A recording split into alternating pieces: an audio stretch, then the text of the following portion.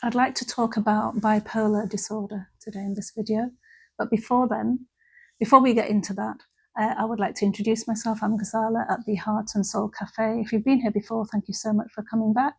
And if you're here for the first time, then you're very, very welcome. So bipolar disorder, well, it's a mental health condition. Usually it is an imbalance in the brain, so chemical imbalance in the brain. Okay, not always, but most of the time it is due to, well, it could be due to several things, but it is an actual chemical imbalance, and most of the time the treatment is medication. Not always, but most of the time. Okay, so let's have a look at some of the symptoms. What do we have? Well, we have episodes, and one episode is, might be mania. So the symptoms, let's say, okay. So mania is where the person feels completely elated, and that's not me sort of coming into the room saying, hello, good morning, good to see you all. That's just me being, happy and feeling positive. It's much more than that. Mania might be a state where someone feels that, oh, I just want to sell my house, I want to move abroad, I want to empty, they may empty their bank accounts out, they may buy a yacht, they may, just quite dramatic and, larger than life things that they may sort of go into doing where they wouldn't have otherwise. Okay.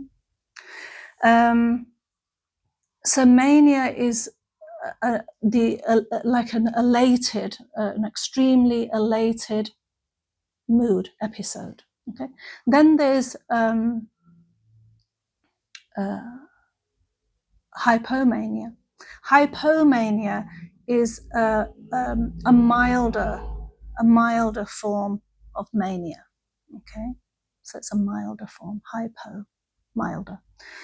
And then the other episode that someone may have is depression. Okay, but there's different levels of depression. I've talked about depression before: mild, moderate, severe. Okay, so those are the actual, the symptoms that one may experience who has bipolar. But then there's bipolar 1, bipolar 2, cyclothymic. And we don't really need to get too much, into all the details in this video, but just roughly, it's bipolar 1 is when somebody experiences episodes of mania. So that's the heightened level of mania. So mania, not hypomania, but mania. And when they feel episodes of depression, it's usually a sort of moderate to mild depression. And then there's bipolar 2, and that's a little bit sort of on the other sort of side of the spectrum, or sort of side of the seesaw, if you like. So it's hypomania when they're feeling sort of high, and when they're feeling low, it's usually severe depression. Okay? But the levels, it's all on a spectrum, if you like. Everything's on a spectrum. So not one person who has bipolar 1 isn't going to have exactly the same symptoms as somebody else who has bipolar 1 or bipolar 2. Cyclothymic is milder version of bipolar 1, bipolar 2, if you like. And it usually goes on for a longer duration. Whereas bipolar 1, if somebody experiences those symptoms for a week, and it might be the first time that they've experienced them, they might actually get a diagnosis of bipolar 1. When it comes to bipolar 2, if somebody has, experienced those symptoms for 3 or 4 days, they might receive a diagnosis of bipolar 2. And then cyclothymic usually goes on for a longer space of time. But again, like I say, the symptoms are a little bit milder. So how would you sort of notice? Well, it's not so much, it's like a Dr. Jekyll, Mr. Hyde type thing, if anyone's familiar with that sort of old film, where, someone is, all of a sudden, they're low, and then all of a sudden they're sort of really high. It's not usually necessarily like that. And then they're sort of low again, and then they're high again. It doesn't usually work like that. It's usually over the course of some, a few days, perhaps.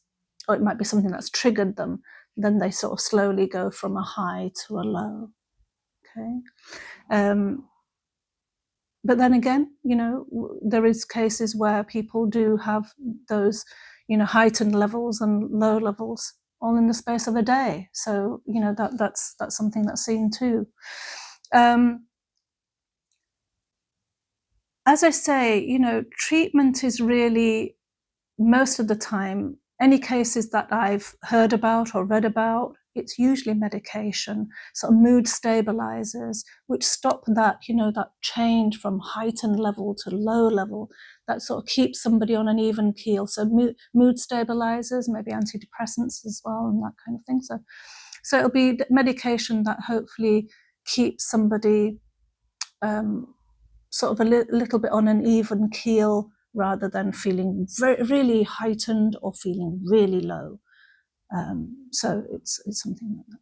And then again, I've read that medication you need to give medication a chance and some time.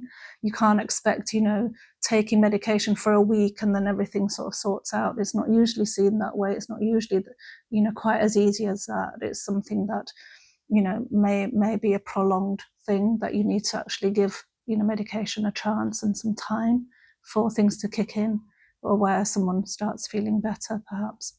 But yeah, low periods can be very low, where someone might feel suicidal, again may sort of just go into isolation and not want to interact with others, may dramatically lose weight, might put on weight, might be self-harming, so there might be other telltale signs perhaps. And then when they're feeling high, they can sometimes possibly even say something to you that you might find sort of out of character, or it might be quite offensive perhaps, but it's so they could be sort of, usually it's larger than life sort of character, and sort of feeling really, I can do this and I can do that. And they might, take risks as well, and risks that you think that person wouldn't, normally do if they weren't feeling, experiencing those symptoms. So yeah, you'd see out of character behavior, I think. Again, you could not address that in itself when that person's possibly not completely having an episode. I think probably the best thing to do would be approach the person when they maybe not feeling completely elated or really depressed, but possibly, I think probably pick your moment.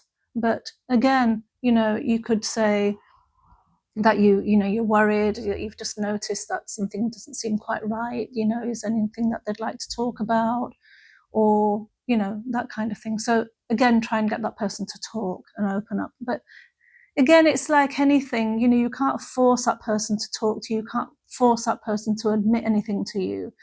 It really does come down to offering a platform to talk, to offer, to help. But then that person needs to take that step forward as well, towards you to get that help. You can't force anyone to take help.